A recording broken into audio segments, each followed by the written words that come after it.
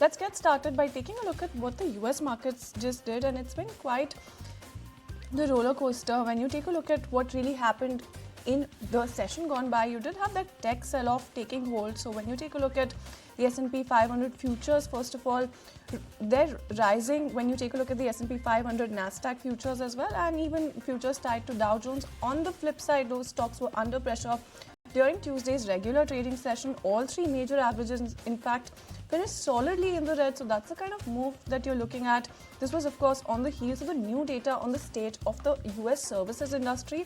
So whether you look at the Nasdaq, that was the one that was leading the pack in losses. That dropped nearly 2%. Or if you look at the broad market S&P 500 as well, you're looking at losses there as well. So 1%, over 1% losses of what you have at hand. When you take a look at S&P 500 as well, and even when you take a look at the blue chip Dow Jones as well, that was the one that also slid about 0.4% thereabout.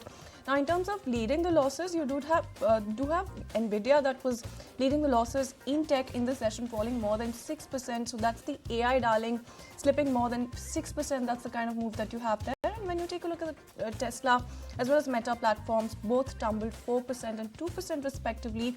So quite the sell-off that we had when you take a look at the US markets. Now, in terms of what investors are looking ahead to, it's the ADP private payrolls report. Other than that, there's the jobless claims data that we're keeping an eye on.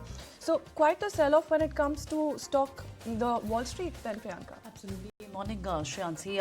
We have seen it. Now, you know that the jobs report, the US jobs report, which has of course come on a rise, that has actually signaled a diminishing odds of a larger rate cuts by Fed, and that's what actually made the indices nervous. And bond yield also jumped because of this. We've seen bond yield jumped to a highest level ever since we've seen in April month. It was 4.6% higher than this. But then let's understand how did crude reacted to this entire scenario.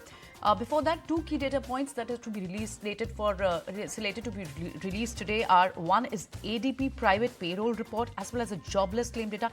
Along with that, we will have minutes from the Fed's last minute on the tap today.